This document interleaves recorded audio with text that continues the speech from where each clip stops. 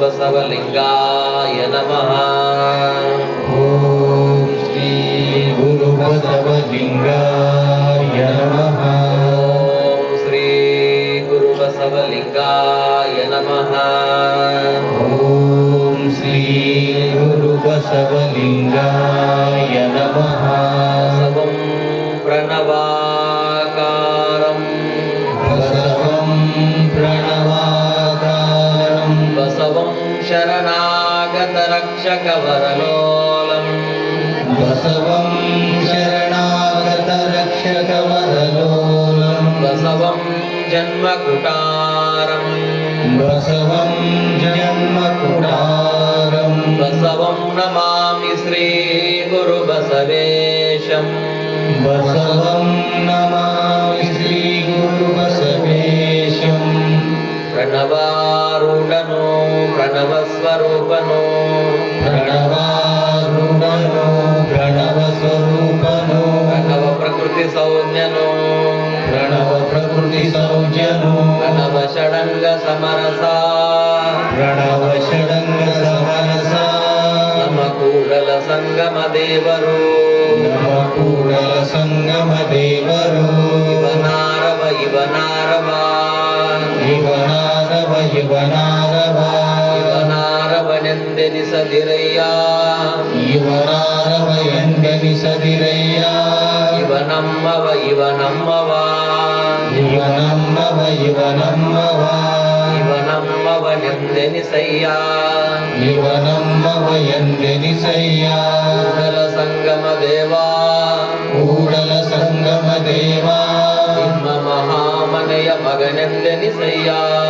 ನಿಮ್ಮ ಮಹಾಮನೆಯ ಮಗನೆಂದೆನಿಸಯ್ಯ ಬಸವ ಗುರುವಿನ ತತ್ವಲೋಕದಿ ಹಬ್ಬಲಿ ಬಸವ ಗುರುವಿನ ತತ್ವ ಲೋಕದಿ ಹಬ್ಬಲಿ ಮನುಜ ಕಲ್ಪಿತ ಜಾತಿ ಹೆರೆ ತೊಲಗಿ ಹೋಗಲಿ ಮನುಜ ಕಲ್ಪಿತ ಜಾತಿ ಹೆರೆ ತೊಲಗಿ ಹೋಗಲಿ ವಿಶ್ವ ಮಾನವ ಪ್ರೀತಿ ವನಲಾಗಿ ಹರಿಯಲಿ ವಿಶ್ವ ಮಾನವ ಪ್ರೀತಿ ಹೊನಲಾಗಿ ಹರಿಯಲಿ ಸೃಷ್ಟಿಕರ್ತನ ಕರುಣೆಯಮ್ಮ ಕಾಪಾಡಲಿ ಸೃಷ್ಟಿಕರ್ತನ ಕರುಣೆಯಮ್ಮ ಕಾಪಾಡಲಿ ಲಿಂಗದೇವನ ಕರುಣೆಯಮ್ಮ ಕಾಪಾಡಲಿ ಲಿಂಗದೇವನ ಕರುಣೆಯಮ್ಮ ಕಾಪಾಡಲಿ ಗುರು ಬಸವಂಗೆ ಶರಣಾಗಿ ಹೇ ಶ್ರೀ ಗುರು ಬಸವಂಗೆ ಶರಣಾಗಿ ಹೇ ಲಿಂಗದೇವನಿಗೆ ಶರಣಾಗಿ ಹೇ ಲಿಂಗದೇವನಿಗೆ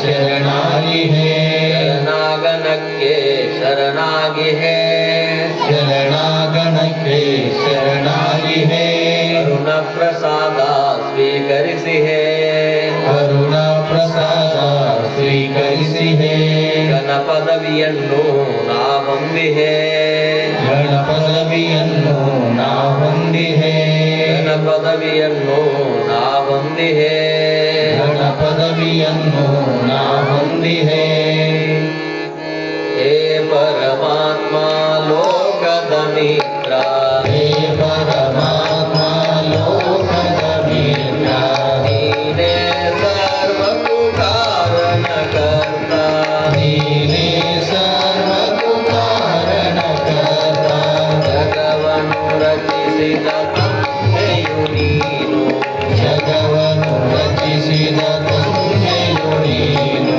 ಸೊಗದಿಂದಾದಿಪ ತಾಯಿಯು ನೀನು ಸೊಗದಿಂದ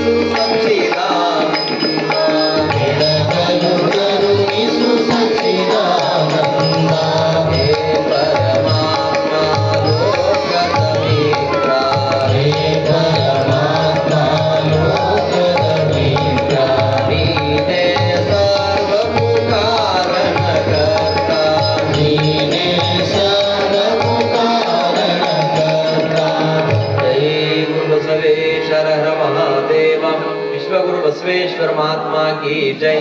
जगन्माते अक्क महादेवी माता की जय। चिन्मय ज्ञानी चन्न बसवेश्वर महात्मा की जय। सकल शरण संतों की जय। जय मंगलम जय गुरु बसवेश्वर हर महादेव।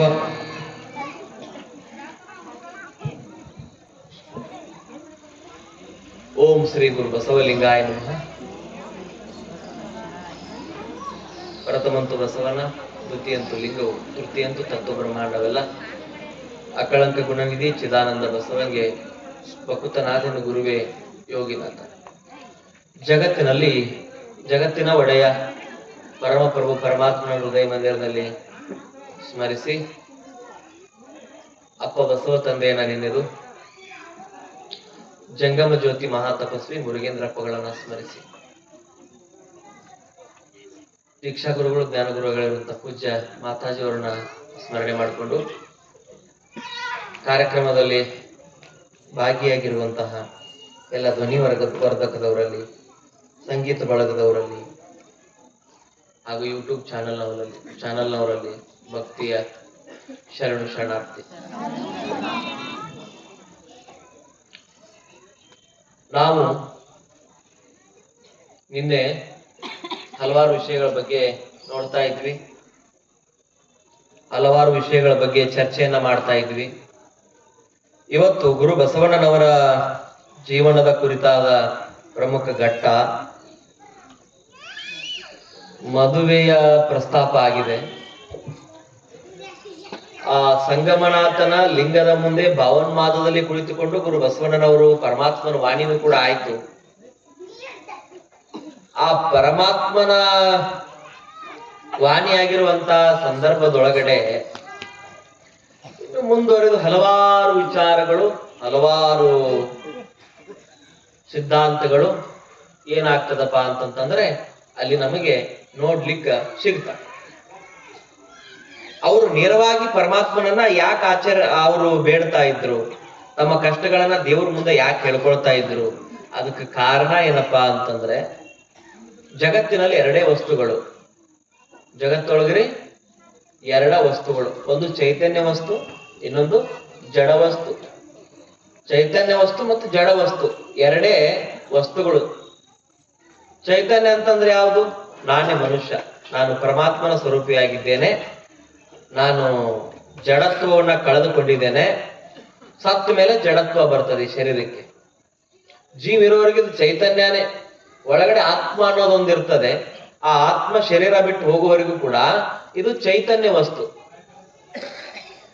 ಆತ್ಮದ ಪರಾತ್ಪರ ವಸ್ತುವಾಗಿರುವಂತಹ ಪರಮಾತ್ಮನ ಪ್ರತೀಕವಾಗಿರುವಂತಹ ಈ ಒಳಗಡೆ ಇರುವಂತಹ ಈ ಆತ್ಮ, ಇದು ಪರಾತ್ಪರ ವಸ್ತುವಿನ ಸಂಕೇತ ಇದೆ. ಇದು ಆತ್ಮ, ಅದು ಪರಮ ಆತ್ಮ. ಆತ್ಮ ಮತ್ತು ಪರಮಾತ್ಮ, ಅದು ಪರಮ ಆತ್ಮ, ಇದು ಬರೀ ಆತ್ಮ. ಹಾಗಾಗಿ ಈ ಜಡ ವಸ್ತು ಮತ್ತು ಚೈತನ್ಯ ವಸ್ತುಗಳಿಗಿರುವಂತ ವ್ಯತ್ಯಾಸ, ಈಗ ನಮಗೆ ಗಾಳಿ ನೋಡ್ಲಿಕ್ಕೆ ಸಿಗೋದಿಲ್ಲ. ಗಾಳಿ ಕಾಣಿಸ್ತದೆ ಅಂದ್ರೆ ಆದ್ರೂ ಕೂಡ ಬೀಸ್ತಾ ಇದೆ. ಬೆಳಕು ಎಲ್ಲಿಂದ ಬರ್ತದೆ, ಅದರ ಒಂದು ಆಳವನ್ನ ಅಗಲವನ್ನ ನಾವು ನೋಡ್ಲಿಕ್ಕೆ ಆಗೋದಿಲ್ಲ. ಆಕಾಶ ಎಷ್ಟು ದೂರ ಇದೆ, ಆಕಾಶವನ್ನು ಅಳತೆ ಮಾಡ್ಲಿಕ್ಕೆ ಆಗೋದಿಲ್ಲ. ಸೂರ್ಯ ಚಂದ್ರನ ಅಳತೆ ಮಾಡ್ಲಿಕ್ಕೆ ಆಗೋದಿಲ್ಲ, ಅದು ಅಗಮ್ಯ. ಅದೇನ್ರಿ ಅಗೋಚರವಾಗಿರುವಂಥದ್ದು, ತರ್ಕಕ್ಕೆ ನಿಲುಕದ್ದು. ಯಾವ ರೀತಿಯಾಗಿ ಆಕಾಶವನ್ನು ಅಳತೆ ಮಾಡ್ಲಿಕ್ಕೆ ಬರೋದಿಲ್ವೋ, ನಕ್ಷತ್ರಗಳನ್ನ ಎನಸ್ಲಿಕ್ಕೆ ಬರೋದಿಲ್ವೋ, ನಾಲ್ಕದಾವಲ್ಲ ಚುಕ್ಕಿಗಳು ನಕ್ಷತ್ರಗಳು, ಅವು ನೆನ್ಸಾಕ ಆಗೋದಿಲ್ಲ. ಯಾರ ಕಡೆಯಿಂದನೂ ಆಗಿಲ್ಲ, ಆಗೋದು ಕೂಡ ಇಲ್ಲ. ಹಾಗಾಗಿ ಆ ಚೈತನ್ಯ ವಸ್ತು ಅನಿಸಿಕೊಂಡಿರುವಂತಹ ಆ ಪರಮಾತ್ಮ ಏನಿದಾನಲ್ಲ, ಆ ಪರಮಾತ್ಮನ್ನು ಕೂಡ ಕಂಡು ಹಿಡಿಯೋದಕ್ಕೆ ಆಗೋದಿಲ್ಲ.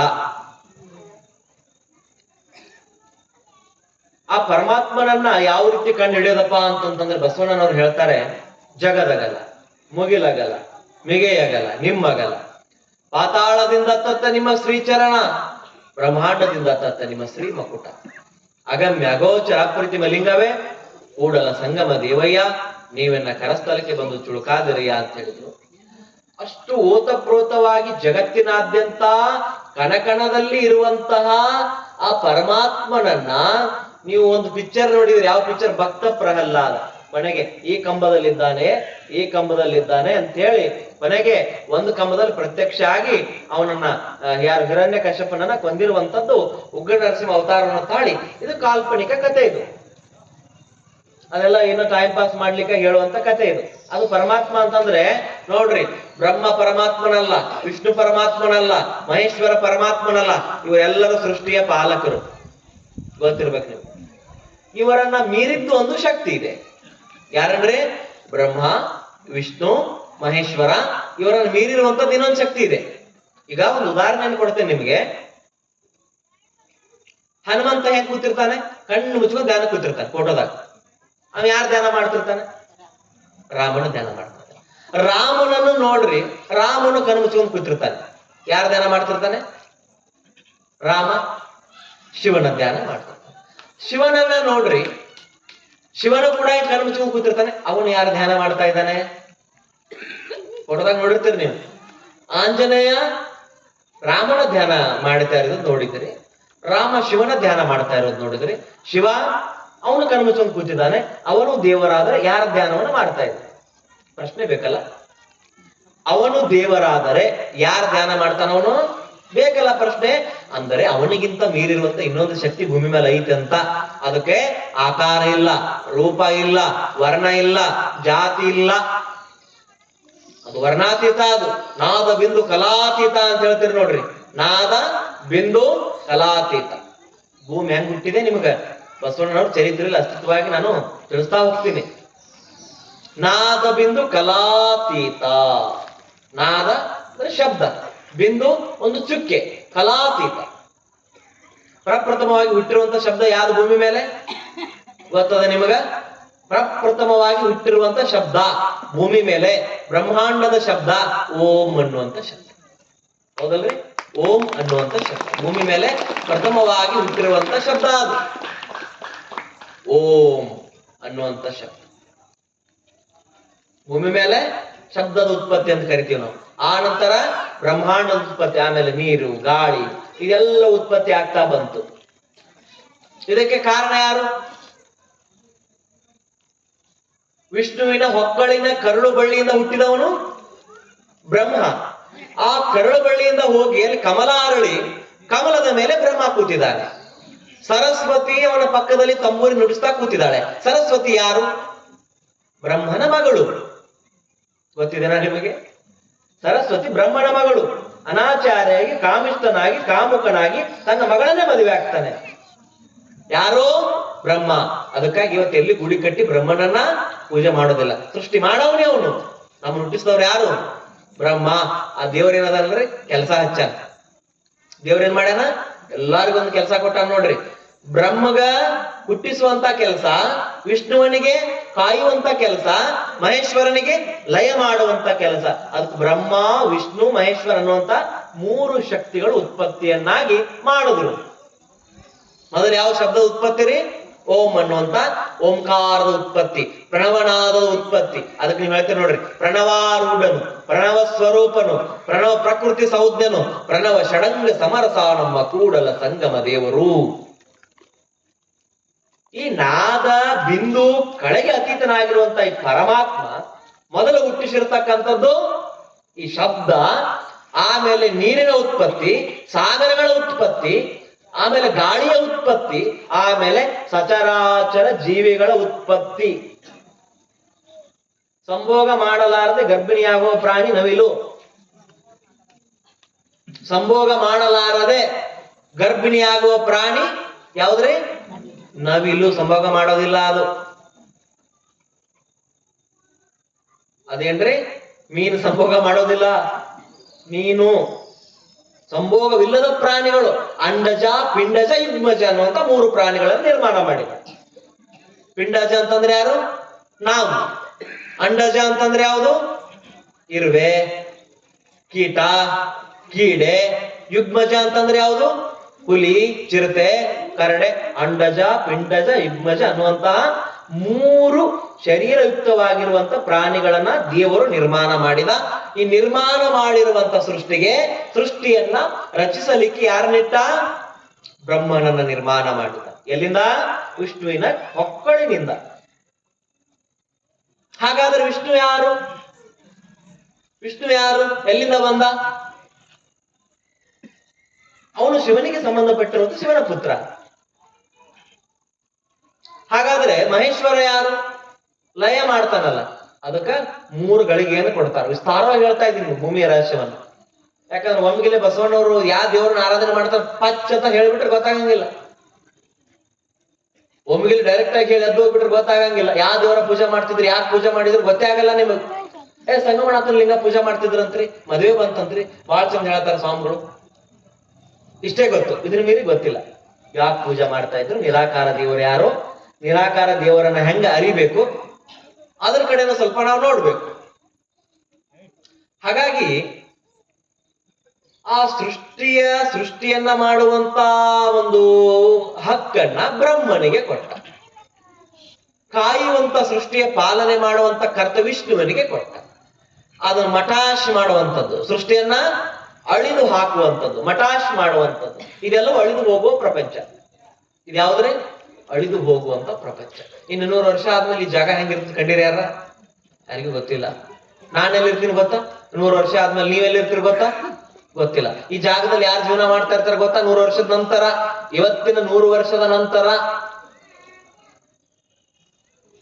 ಗೊತ್ತಿಲ್ಲಲ್ಲ ನಿಮಗೆ? ಇದು ಲಯ ಇದೆ. ಇದು ಲಯಕಾರಕ ಶಿವ ಅಂತ ಕರಿತೀವಿ. ಶಿವ ಅಂತಂದ್ರೆ ಮಂಗಲ. ನಮ್ಮಲ್ಲಿ ನಿರಾಕಾರ ಶಿವನನ್ನ ಬೋಧನೆ ಮಾಡಿದ್ರು, ಆಕಾರವಿಲ್ಲದ ಶಿವ. ಶರಣರು ಕಂಡ ಶಿವ ಅಂತ ಹೇಳ್ತೀವಿ. ಅದಕ್ಕಾಗಿ ನಾವು 3 ಸೃಷ್ಟಿಗಳು, ಬೆಳಗ್ಗೆ, ಮಧ್ಯಾಹ್ನ, ರಾತ್ರಿ, ಬಾಲ್ಯ, ಯೌವನ, ಮುಪ್ಪು, 3 ಹಂತಗಳು.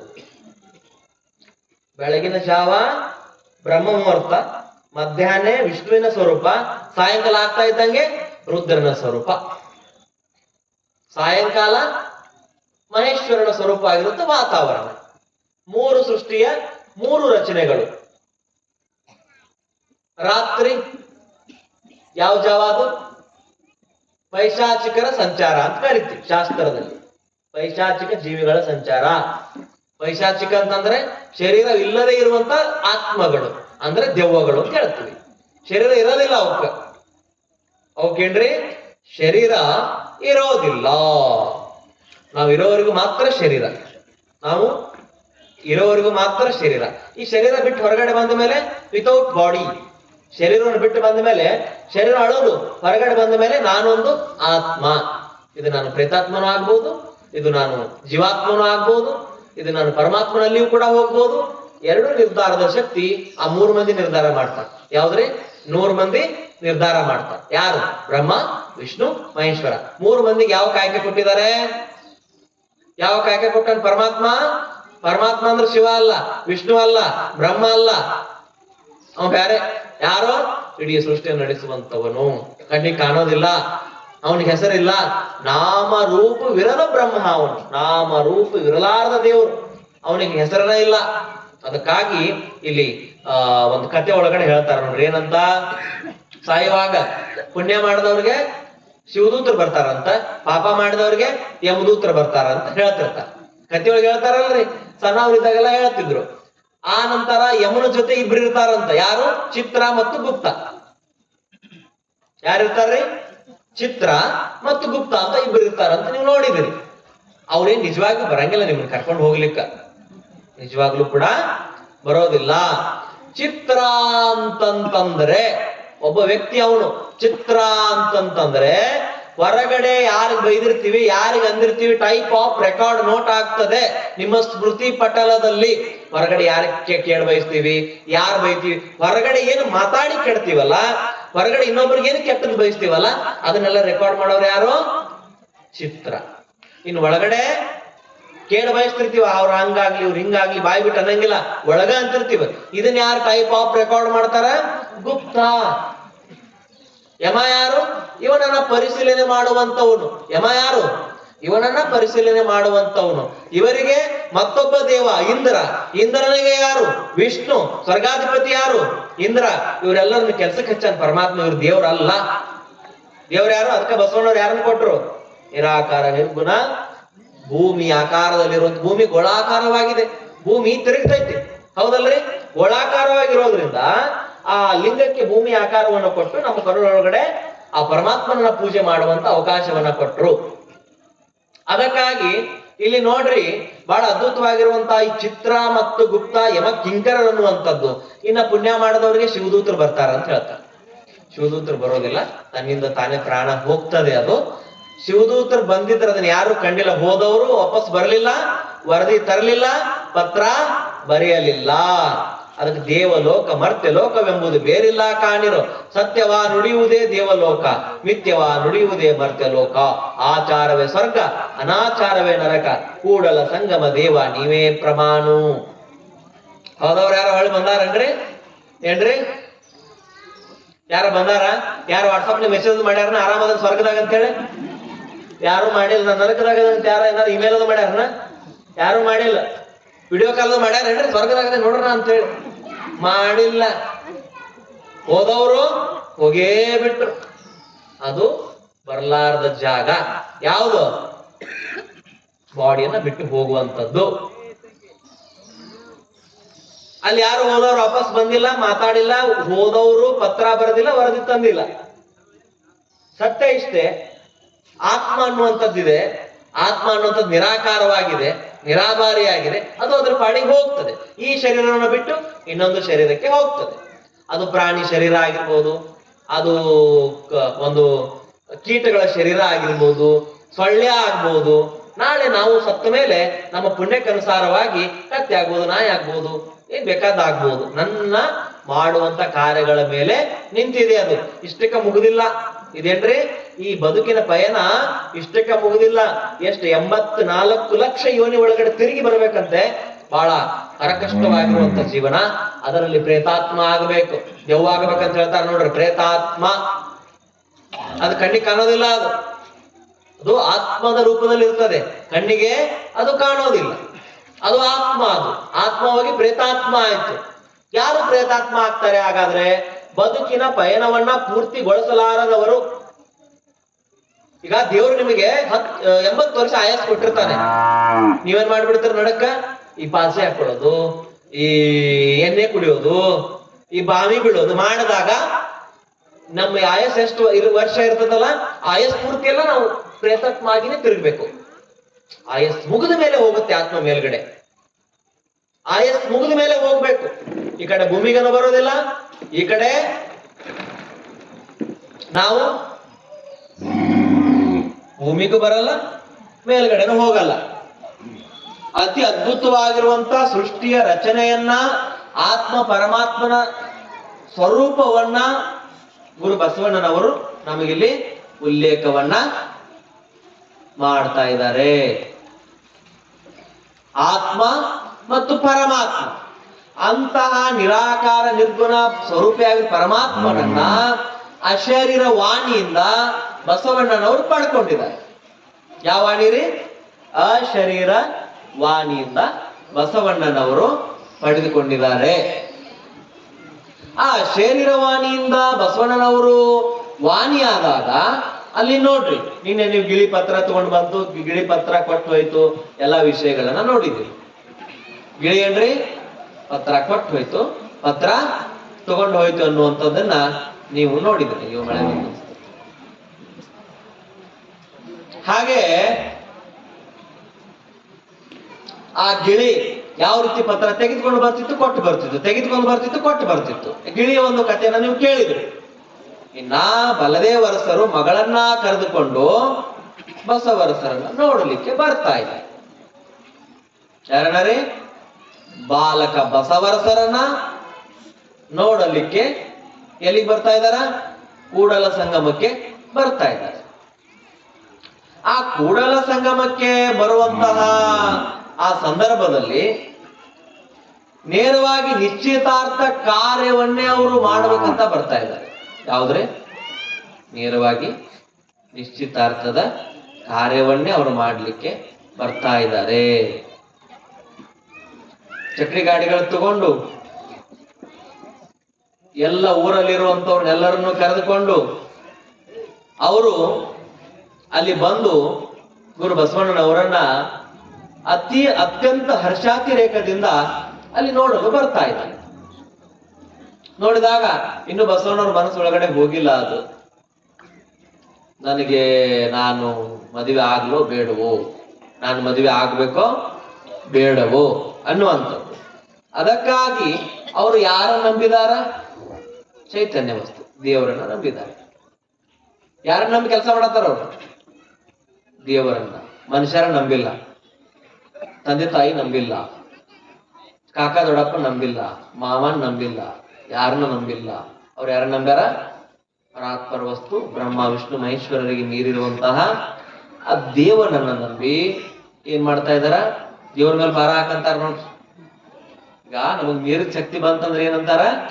ದೇವ್ರ ಮೇಲೆ ಭಾರ ಹಾಕ್ರಿ, ದೇವ್ರ ಮೇಲ ಬಿಟ್ಟು ಬಿಡ್ರಿ, ಅವೇನ್ ಮಾಡ್ತಾನ ಮಾಡ್ಲಿ, ಕಲ್ಲಾಗರ ಹಾಕ್ಲಿ ಮುಳ್ಳಾಗರ ಹಾಕ್ಲಿ ಅಂತ. ಹೌದಲ್ರಿ? ಹಂಗ ಬಸವಣ್ಣವ್ರು ಯಾರನ್ನ ನಂಬ್ಯಾರ? ದೇವ್ರನ್ನ ನಂಬಿದ. ಆ ದೇವರನ್ನ ನಂಬಿದಾಗ ಒಂದು ಅತ್ಯದ್ಭುತವಾಗಿರುವಂತ ಅಶರೀರ ವಾಣಿ ಬಂತು ಅಲ್ಲಿ. ಅಶರೀರ ವಾಣಿ. ನೀನು ಹೇಳಿದ್ನಲ್ಲ, ನೀನೇನು ಕಳವಳ ಪಡಬೇಡ ಮಗನೇ ಬಸವರಸ, ನಿನ್ನ ಬೆನ್ನ ಹಿಂದೆ ನಾನಿದ್ದೇನೆ, ನೀನು ವಿವಾಹವನ್ನ ಆಗು ಅನ್ನುವಂತ ವಾಣಿ ಬಂತು. ಆ ವಾಣಿ ಬಂದುದರಿಂದ ಬಸವಣ್ಣನವರು ಒಪ್ಕೊಂಡ್ರು. ತಮ್ಮ ಒಬ್ಬಳೇ ಒಬ್ಬ ಮಗಳು ನೀಲಗಂಗನನ್ನ ಕರೆದುಕೊಂಡು ಅಲ್ಲಿ ಸಂಗಮನಾಥನಿರುವಂತ ಗುರುಕುಲಕ್ಕೆ ಬರ್ತಾ ಇದ್ದಾರೆ. ಆ ಗುರುಕುಲಕ್ಕೆ ಬಂದಿರುವಂತಹ ಗುರುಕುಲ ಪದ್ಧತಿಗೆ ಹೊಂದಿಕೊಂಡಿರುವಂತಹ ಆ ಬಾಲಕ ಬಸವಣ್ಣನವರನ್ನ ನೋಡಲಿಕ್ಕೆ ಬರ್ತಾ ಇದ್ದಾರೆ. ಆ ಚಕಡಿ ಗಾಡಿಗಳನ್ನ, ಒಂಟೆ, ಕುದುರೆ, ಛತ್ರ, ಚಾಮರ ಎಲ್ಲವನ್ನು ಹಿಡಿದುಕೊಂಡು ಅಲ್ಲಿ ಬಂದಾಗ ಅವ್ರ ಮಾವ, ಅವ್ರ ಸಂಬಂಧಿಕರು ಎಲ್ಲರೂ ಬರ್ತಾ ಇದ್ದಾರೆ.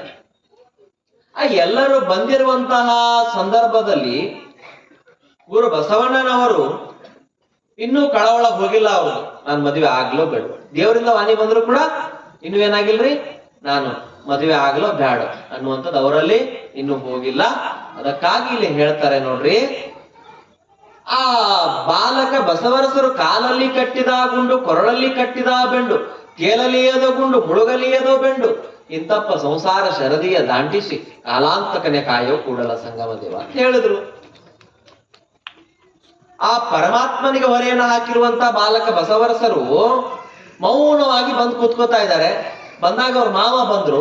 ಅವ್ರ ಮಾವ ಬಂದು ಅತ್ಯಂತ ಖುಷಿಯಿಂದ ಮುದ್ದಾಡಿ ಮಗಳನ್ನ ಕೊಡಲಿಕ್ಕೆ ತಯಾರಾಗಿರುವಂತಹ ಬಲದೇವರಸ ಮಂತ್ರಿ ಯಾರನ್ರಿ?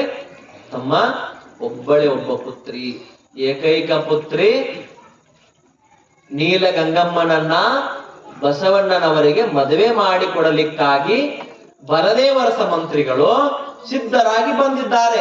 ಇತ್ತ ಸಂಗಮನಾಥನ ಗುರುಕುಲದಲ್ಲಿ ಯಾರು? ಜಾತವೇದ ಮುನಿಗಳು, ಈ ಕಡೆ ಶಿಷ್ಯ ಬಳಗ ಎಲ್ಲರೂ ಕೂತಾಗ ಸ್ವಲ್ಪ ಹೇಳ್ತಾರೆ, ಅಪ್ಪ ಬಸವರಸ, ನೀನ್ ಯಾಕೆ ಈ ದಾರಿ ತುಳಿಯಾಕ ಹೋದಿ, ನೀನ್ ಯಾಕೆ ಸನ್ಯಾಸಿ ಆಗ್ಬಹುದಿತ್ತಲ್ಲ ಅಂತಂದಾಗ, ಇಲ್ಲ ನನಗೆ ಪರಮಾತ್ಮನ ವಾಣಿಯಾಗಿದೆ, ನನಗೆ ಆದೇಶ ಆಗಿದೆ, ನಾನು ದಾಂಪತ್ಯ ಧರ್ಮವನ್ನು ಸ್ವೀಕರಿಸ್ತೇನೆ ಅಂತ ಹೇಳಿದಾಗ ಇನ್ನೂ ಖುಷಿಗೊಂಡು ನಿಶ್ಚಿತಾರ್ಥ ಕಾರ್ಯಕ್ರಮ ರೆಡಿ ಆಗೇ ಬಿಡ್ತು. ಯಾವ ಕಾರ್ಯಕ್ರಮ ರೀ? ನಿಶ್ಚಿತಾರ್ಥ ಕಾರ್ಯಕ್ರಮ ಆಯ್ತು. ಏನಂತೀರಿ ನಿಮ್ ಕಡೆ? ಅದಕ್ಕೆ ಗಟ್ಟಿ ಮಾಡೋದಂತು. ಏನಂತೀರಿ? ಹೆಣ್ಣು ಗಟ್ಟಿ ಮಾಡೋದು, ಗಂಡು ಗಟ್ಟಿ ಮಾಡೋದು. ಅಲ್ಲಿ ತನಕ ಪಳಿರ್ತಾವ್ರಿ ಅದು ಗಟ್ಟಿ ಮಾಡೋದಲ್ಲ ನಿಶ್ಚಿತಾರ್ಥ ಅಂತ ಕರೀತಾರೆ ಆಚೆ ಕನ್ನಡದೊಳಗ. ಏನ್ರಿ? ನಿಶ್ಚಿತಾರ್ಥ. ಇಂಗ್ಲಿಷ್ ಒಳಗ ಎಂಗೇಜ್ಮೆಂಟ್. ಹಿಂದಿ ಒಳಗ್ರಿ ಮೊದಲು ಮಾಡ್ತಾರೆ ಯಾದಿ ಮೇ ಶಾದಿ ಅಂತೇಳಿ. ಅಂಥವು ಬಾಳ ಆಗಿದಾವ. ಅದಕ್ಕಾಗಿ 3 ಭಾಷೆಗಳಲ್ಲಿ ನಾವು ನೋಡ್ಬೋದು. ಹಂಗ ಗಟ್ಟಿ ಮಾಡಾಕ, ಯಾಕಂದ್ರೆ ನಿಶ್ಚಿತಾರ್ಥ ಅಂದ್ರೆ ಎಷ್ಟು ಮಂದಿ ಗೊತ್ತಾಗಂಗಿಲ್ಲ. ಇಲ್ಲಿ ಗಂಡು ಗಟ್ಟಿ ಮಾಡ್ಕೊಂಡು ಹೋದ್ರು, ಹೆಣ್ಣು ಗಟ್ಟಿ ಮಾಡ್ಲಿಲ್ಲ. ಹೆಣ್ಣು ಯಾರೋ ಬಂದು ಗಂಡನ ಗಟ್ಟಿ ಮಾಡ್ಕೊಂಡು ಹೋದ್ರು. ಗಟ್ಟಿ ಮಾಡ್ಕೊಂಡು ಹೋದಾಗ ನೀಲಮ್ಮನಿಗೆ ಅಂತ ತರುಣ ಬಸವರಸನನ್ನ ನೋಡಿ, ಅಂತ ಒಂದು ಬಾಬಾ ಏನ್ ಕುಡಿ ಉಬ್ಬು, ಕುಡಿ ಮೀಸೆ, ಅಬಾಬಾಬಾ ಅಂತ ಶರೀರವನ್ನು ನೋಡಿ ಈ ಅಮ್ಮನಿ ನಿದ್ದೆ ಆಗ್ತಾ ಇಲ್ಲ. ಮದುವೆ ಆಗ್ಲೇಬೇಕು, ಶತಾಯ ಗತಾಯ. ಸತತ ಪ್ರಯತ್ನದಲ್ಲಿದ್ದಾಳೆ. ಯಾವಾಗ ಮದುವೆ ಆಗ್ತಾನೆ ಯಾವಾಗಿಲ್ಲ, ಯಾವಾಗ ಮದುವೆ ಆಗ್ತಾನೆ ಯಾವಾಗಿಲ್ಲ. ಏನ್ ಚಂದ್ರ ನಗ್ತಿದ್ದಂತ ಜ್ವಾಳ ಅಂದ್ರೆ ಅಳ್ತಿದ್ದಂತ ಅಂತಾರಲ್ರಿ. ಯಾರ ಮದ್ವಿ ಮಾಡ್ತಾರ ಹೆಂಗ್ ಹುರುಪಕ್ಕಾರ ಯಾವಾಗ ಏಪ್ರಿಲ್ ತಿಂಗಳು ಬಂದಿತ್ತು ಯಾವಾಗ ಮಾಡ್ಕೊಂಡೆ ಖುಷಿ ಅದು. ಆ ಖುಷಿ 2 ವರ್ಷದಾಗ ಅಂದ್ರೆ ತೊಳಗ್ ಮುಂಚೆನಾಗ ನಿಲ್ತು ಅಂತಿರ್ತಾರ. ಅಯ್ಯೋ ನನ್ನ ಬಾಳೆ ಆಗ ಹರಿ ಪಲ್ಯ ಆತಂತೆ, ಹರಿವಿ ಪಲ್ಯ ಆತಂತ. ಅವ್ರು ಜಗ್ತಾರ ಇವ್ರು ಜಗ್ತಾರ. ಹಾಗಾಗಿ ಬಸವಣ್ಣನವ್ರಿಗೆ ನಂಬಲ್ಲ ಇರ್ಲಿಲ್ಲ ಮದುವೆ ಆಗ್ಬೇಕನ್ನುವಂಥದ್ದು. ನಮ್ ತರ ಅಲ್ಲಲ್ಲ ಏನ್ರಿ, ನಮ್ ತರ ಅಲ್ಲಲ್ಲ ಅವರು.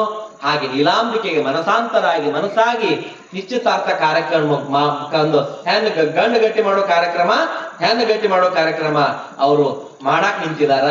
ಅತ್ಯಂತ ಖುಷಿಯಿಂದ ಎಲ್ಲರೂ ಮಂದಿ ಬಳಗ ಈ ಕಡೆ ಒಂದು ಕಡೆ ನೋಡಿದ್ರೆ ಅವರ ತಂದೆ ಮಾದರ್ಸು ತೀರಿ ಹೋಗಿರ್ತಾರೆ. ಮಾದಲಾಂಬಿಕೆ ಅಂತೂ ಮನೆ ಬಿಟ್ಟು ಹೋಗುವಾಗಲೇ ತೀರಿ ಹೋಗಿರುವಂತದ್ದು. ಅಕ್ಕನಾಗಮ್ಮ ಒಬ್ಬಳೆ ಬ್ರಹ್ಮಪುರಿಗೆ ಮದುವೆ ಮಾಡಿ ಕೊಟ್ಟಿರುವಂತ ಅಕ್ಕನಾಗಮ್ಮ ಈ ವಿಷಯವನ್ನ ತಿಳಿದು ಕೂಡಲ ಸಂಗಮಕ್ಕೆ ಅಕ್ಕನಾಗಮ್ಮ ಓಡಿ ಬರ್ತಾಳೆ. ನೋಡಿ ಬಸವಣ್ಣನವರ ಅಕ್ಕ, ಅಕ್ಕನಿಗೇನ್ ಕರೀತಾರ, ತಾಯಿ ಇಲ್ಲದ್ರ 2ನೇ ತಾಯಿ ಅಂತಾರ. ಅಕ್ಕಗ ಸೆಕೆಂಡ್ ಮದರ್. ತಾಯಿ ಸ್ಥಾನ ಲಾಸ್ಟ್ ಯಾರಿಗೆ ಕೊಟ್ಟಿದ್ದು, ಅಕ್ಕಗ್ ಕೊಟ್ಟಿದ್ದು. ಅಕ್ಕನ ಹತ್ರ ಬಹಳ ದೊಡ್ಡ ಹೃದಯ ಇರ್ತದೆ ಏನ್ರಿ, ಅಕ್ಕದ ಹತ್ರ ಬಹಳ ದೊಡ್ಡ ಹೃದಯ ಇರ್ತದೆ. ಆಮೇಲೆ ಒಂದು ಶಾಸ್ತ್ರ ಅಂತಾರ, ಆಸೋತಿ ಬ್ಯಾಸೋತ್ ಅಕ್ಕನ ಮನೆಗಾರ ಅಕ್ಕನ ಗಂಡ ಅವಕ್ ಬಂದಿದ್ರು ಅಂತಾರಿಲ್ರಿ. ಇಂಥವೆಲ್ಲ ಗಾದೆ ಮಾತು ಬಾಳ ಅದಾವ ನಮ್ಮಲ್ಲಿ. ಆಸೋತಿ ಬ್ಯಾಸೋತ್ ಅಕ್ಕನ ಮನೆಗೆ ಹೋದ್ರ ಹಂಗಾಗಿತ್ತಂತದ್ದು. ಅಂತವ್ರು ಅದಾರ. ಅದಕ್ಕೆ 2ನೇ ತಾಯಿ ಅಂತ ಸ್ಥಾನ ಕೊಟ್ಟಿದ್ದು ಯಾರಿಗೆ, ಅದು ಅಕ್ಕನಿಗೆ. ಅಕ್ಕ ಬಸವಣ್ಣನವರ ಅಕ್ಕರೇ ಅಕ್ಕ, ಅಕ್ಕ ನಾಗಮ್ಮ. ಬರೀ ನಾಗಮ್ಮ ಅಂತ ಅಷ್ಟೇ ಇತ್ತು. ಬಸವಣ್ಣವ್ರ ಅಕ್ಕ ಆಗಿದ್ದಕ್ಕ ಅಕ್ಕ ನಾಗಮ್ಮ. ನೀವೆಲ್ಲ ಏನ್ ಕರಿತೀರಿ ಇವತ್ತ, ಅಕ್ಕ ನಾಗಮ್ಮ, ಅಕ್ಕ ಮಹಾದೇವಿ. ಅಕ್ಕ ಅಂತ ಕರೆದವ್ರೆ ಅವ್ರನ್ನ ಅಲ್ಲಮ ಪ್ರಭುಗಳು. ನಮಗೆಲ್ಲ ಚಿಕ್ಕವ್ರಿಗೆ ಅಕ್ಕ ಅನ್ನಕ್ ಬರ್ತದನ್ರಿ, ಅನ್ನಕ್ ಬರೋದಿಲ್ಲ. ಸಾಧನೆ ಹೆಂಗಿದೆ ಅವ್ರದ್ದು. ಅಕ್ಕ ಮಹಾದೇವಿ ಅಲ್ಲಮ ಪ್ರಭುಗಳು ಅಕ್ಕ ಅಂತ ಕರೆದ್ರು. ಮುಂದೆ ಅನುಭವ ಮಂಟಪ ಸ್ಥಾಪನೆ ಆದಾಗ ಸಂವಾದದೊಳಗೆ ನಿಮಗ್ ಬರ್ತದ. ಹಾಗಾಗಿ ಇಲ್ಲಿ ನೋಡ್ರಿ, ಆ 2ನೇ ತಾಯಿ ಆಗಿರುವಂತಹ ಅಕ್ಕರೇ ಅಕ್ಕ, ಅಕ್ಕನಾಗಮ್ಮ ತಾಯಿ ಈ ವಿಷಯ ಗೊತ್ತಾಗಿ ಬಂದಾಗ ಬಸವರಸರು ಎಷ್ಟು ದೊಡ್ಡದಾಗಿ ಬೆಳೆದು ನಿಂತಿದ್ದಾರೆ. ಚಿಕ್ಕ ಮಗು ಇದ್ದಾಗ ಮನೆ ಬಿಟ್ಟು ಹೋಗಿರುವಂತ ಆ ಬಾಲಕ ಬಸವರಸರು ಎಷ್ಟು ತರುಣರಾಗಿ ವಯಸ್ಸಿಗೆ ಬಂದು ನಿಂತಿದ್ದಾರೆ. ಮದುವೆ ಆಗ್ತಾ ಇದೆ ನೋಡಿ, ಇನ್ನಷ್ಟು ಖುಷಿ ಆಯ್ತು. ಮತ್ತೆ ನನ್ನ ತಮ್ಮ ಸಂಸಾರದ ಜೀವನವನ್ನು ಪ್ರಾರಂಭ ಮಾಡಿ ಒಂದು ಕಡೆ ಶಟ್ಲ್ ಆಗ್ತಾನೆ ಅನ್ನುವಂತ ಒಂದು ನಿಟ್ಟುಸಿರು ಬಿಟ್ಟಳು ಅಕ್ಕನಾಗಮ್ಮ. ಬಲದೇವರ ಮಂತ್ರಿಗಳು ಈಗಿನ ಸೊಲ್ಲಾಪುರ ಜಿಲ್ಲೆಯ ಮಂಗಳವಾಡದಲ್ಲಿದ್ರು. ಯಾವ್ದ್ರಿ, ಸೊಲ್ಲಾಪುರ ಜಿಲ್ಲೆಯ ಮಂಗಳವಾಡದಾಗಿದ್ರು. ಸಮೀಪ ಆಗ್ಬೋದು ಮಂಗಳವಾಡ, ಇಲ್ಲಿ ಒಂದು 80 ಕಿಲೋಮೀಟರ್ ಆಗ್ಬೋದು, 100 ಕಿಲೋಮೀಟರ್ ಆಗ್ಬೋದು ಇಲ್ಲಿಂದ. ಸಾಂಗ್ಲಿಯಿಂದ ಮುಂದಕ್ಕಿದೆ ಅದು. ಹಾಗೆ ಆ ಮಂಗಳವಾಡದಲ್ಲಿ ಇರುವಂತಹ ನೀಲಾಂಬಿಕೆಯ ತವರು ಮನೆಗೆ ಮಾರನೇ ದಿವಸ ಹೇಳಿ ಕಳಿಸ್ತಾ ಇದ್ದಾರೆ ಬಸವರಸರಿಗೆ, ನೀನು ಬಂದು ಬಿಡು, ಗಂಡು ಮಕ್ಕಳು ಇಲ್ಲಲ್ಲ ಹೆಂಗಾದ್ರು ಬಂದು ಬಿಡು ಮನೆಗೆ ಅಂತ ಕೇಳಿದಾಗ ಮತ್ತೆ ಗೊಂದಲಕ್ಕೊಳಗಾಗ್ತಾರೆ ಬಾಲಕ, ತರುಣ ಯೌವನ ಬಸವರಸ. ಪರೀಕ್ಷೆಗಳ ಮೇಲೆ ಪರೀಕ್ಷೆ, ತೊಂದರೆಗಳ ಮೇಲೆ ತೊಂದರೆ, ಹೊರಗೆ ಹಚ್ಚಿ ನೋಡ್ತಾ ಇದ್ದಾನೆ. ಕಬ್ಬನ ಬಡಿಯಂಗಿಲ್ರಿ, ಬಾಳ ಬಂಗಾರ ಬಾಳ ಬಡಿತಾರ. ಬಂಗಾರ ಹೆಂಗ್ ಮಾಡ್ತಾರ, ಬೆಂಕಿಯಾಗ ಹಾಕ್ತಾರ, ಬಡಿತಾರ, ಕಾಸ್ತಾರ, ಅದ್ರೊಳಗ್ ಬಿಡ್ತತೇನದು. 10 ನೋಟ್ ತಿಪ್ಪ್ಯಾಗ ಹೋಗಿದ್ರೆ 8 ರೂಪಾಯಿ ಅಂತ ಕರೀತಾರೆ, ಬೆಲೆ ಕಡಿಮೆ ಆಗತ್ತೇನದು 10 ನೋಟ ಅಂತ. ಹಾಗೆ ಆ ಬಸವಣ್ಣನವರ ಚಿಂತನೆ, ಆ ಒಂದು ಜೀವನದ ಕ್ರಮ ಹೇಗಿದೆ ಅಂತಂದ್ರೆ ಬಂಗಾರದಂಗಿದೆ. ಜಯಲಿಂಗ